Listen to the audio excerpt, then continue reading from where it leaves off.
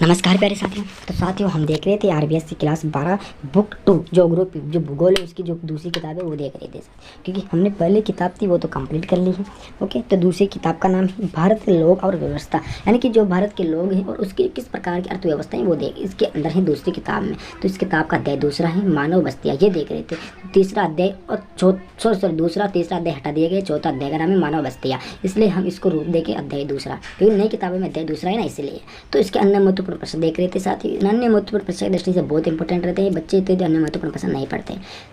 और part number दूसरा ही है, पार्ट नंबर 1 हमने कंप्लीट कर लिया है। और क्लास आपको मिलती है 7 बजे रोजाना, तो 7 बजे आपको टाइम निकाल कर इस क्लास को देखना है, क्योंकि भूगोल ज्योग्राफी होती है ना, बहुत इंपॉर्टेंट रहती है। आपकी क्लास 6 से 8वीं की 6 की 9 की जो हमारी बड़ी बड़ी कंपटीशन की तैयारी होती है सबके अंदर आती है साथियों। बारी बारी करके सारे टॉपिक में आपको बताता चलूँगा साथियों। तो शुरू करते हैं। शुरू करने से पहले आपसे छोटी सी रिक्वेस्ट है साथियों कि एग्जाम स्टडी चैनल को सब्सक्राइब करना, ताकि आपको हर क्लास मिलती चले। और पीडीएफ प्राप्त करने के लिए टेलीग्राम चैनल को ज्वाइन करें, क्योंकि वहाँ पर मैं आपको रोजाना पीडीएफ प्रोवाइड करवाता हूँ। शाम के 4 से 5 बजे से लेकर 6 के बीच में तो आपको क्या मिलेंगे, पीडी मिलते चलेंगे। यदि किसी भी कारणवश नहीं मिले तो आपको सुबह मिलते चलेंगे। ओके साथियों, शुरू करते हैं। आज देखेंगे 5 अंक वाले प्रश्न। तो 31वां प्रश्न है कि भारत की ग्रामीण बस्तियों को कितने प्रकारों में रखा जा सकता है। क्या है कि भारत की ग्रामीण बस्ती को कितने प्रकारों में रखा जा सकता है, सभी के नाम लिखे एवं किन्हीं तीन का आपको वर्णन भी करना है, क्योंकि 5 अंक वाले में वर्णन आता है। इसी प्रश्न को आपको घुमाकर पूछा जाएगा कि गुच्छित बस्तियां तथा पल्ले बस्तियों में अंतर स्पष्ट करें, उपयुक्त उदाहरण से इसका विवरण दें। ओके, तो देखो साथियों शुरू करते हैं। वृहत तौर पर यानी कि बड़े तौर पर भारत की ग्रामीण बस्तियों को 4 प्रकारों में रखा जा सकता है। गुच्छित बस्तियां, अर्धगुच्छित और बस्तियां, पल्ली व एकाकी। इनमें से प्रथम 3 का वर्णन नीचे दिया गया है। ओके, एक का वर्णन यानी कि एकाकी का इसमें वर्णन नहीं दिया गया है। देखते हैं कितनों का वर्णन है और कितनों का इसमें वर्णन नहीं दिया गया। पहले गुच्छित बस्तियां इंपॉर्टेंट है। इन बस्तियों में घरों का समूह बहुत पास पास होता है। इन बस्तियों का घर का समूह यानी कि जो घर होते हैं बिल्कुल पास पास में होते हैं।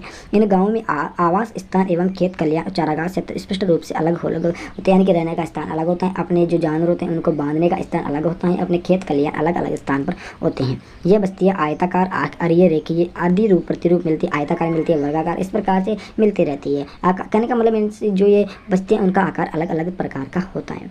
उपजाऊ जलोढ़ मैदानों में पाई जाती है।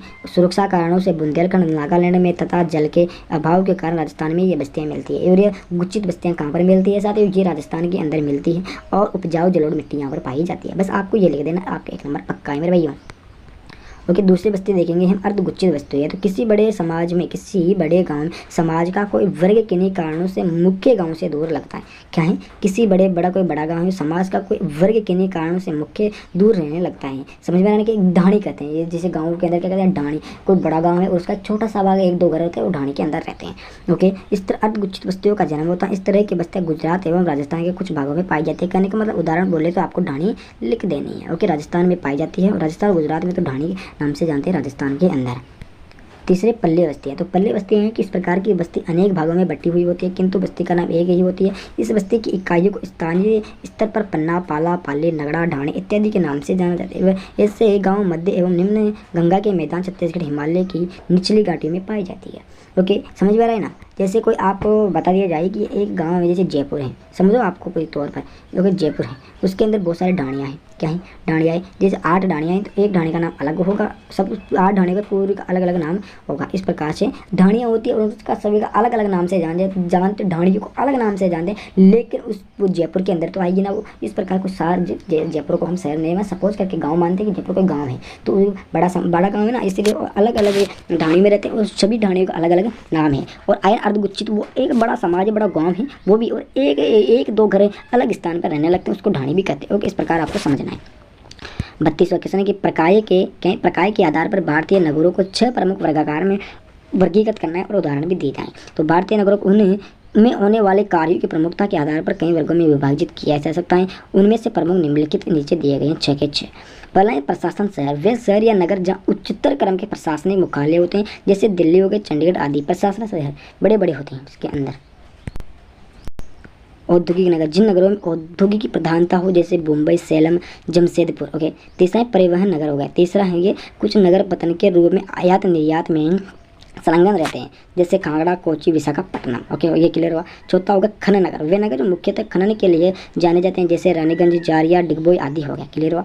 पांचवा देखेंगे गैरिसन यानी कि छावनी होता है, एक नगर होता है जिन नगरों में सैन्य की छावनियाँ होती हैं, जैसे अम्बाला, मेरठ। छठा धार्मिक एवं सांस्कृतिक नगर, ऐसे नगर जो धार्मिक और सांस्कृतिक केंद्र के रूप में विख्यात होते हैं, जैसे वाराणसी हो गया, मथुरा हो गया, अजमेर आदि, ये इसमें धार्मिक नगर में शामिल किया गया है। 33वां कि भारतीय नगरों को उनके विकास के विशिष्ट गुणों के आधार पर कितने वर्गों में विभाजित किया जा सकता है, ये ओके घुमा फिरा कर इस प्रकार प्रश्न पूछा जाए। भारत में भी नगरों का विकास इतिहास के विभिन्न चरणों में प्रभावित रहा है। इस आधार पर नगरों को भिन्न वर्गों में वर्गीकृत किया जा सकता है। प्राचीन नगरों के इस काल में अधिकांश नगरों का विकास धार्मिक अथवा सांस्कृतिक केंद्रों के रूप में हुआ है। उदाहरण के लिए इलाहाबाद हो गया, पाटलिपुत्र, मदुरई, इस प्रकार। मध्यकालीन नगर, इस काल में अधिकांश नगरों का विकास रजवाड़ों व राज्यों के मुख्यालय के रूप में हुआ है। हैदराबाद, जयपुर, लखनऊ, आगरा इसके उदाहरण हैं। ओके, अगला था आधुनिक नगर। अंग्रेजों व अन्य यूरोपीय देशों में अपनी प्रभावित को प्रत्यक्ष रूप से रजवाड़ों नियंत्रण के माध्यम से प्रशासनिक केंद्रों, ग्रीष्मकाल विश्राम स्थलों, पत्तनों, प्रशासनिक व सैन्य क्षेत्रों को नगरों के रूप में विकसित किया गया। स्वतंत्रता प्राप्ति यानी कि आज़ादी के बाद इस नगर के समय नगर प्रशासनिक केंद्रों जैसे चंडीगढ़, भुवनेश्वर, औद्योगिक नगर जैसे दुर्गापुर, भिल्लोई, बरौनी आदि के रूप में विकसित किया गया है। तो साथियों हमारे पूरे 3 क्वेश्चन थे दीर्घ में, तो वो भी कंप्लीट हो चुके हैं। चलिए तीसरा दे देंगे। क्लास अच्छी लगे लाइक करना, शेयर करना, कमेंट करना और चैनल को सब्सक्राइब करके जाना। जी हाँ, जय भारत।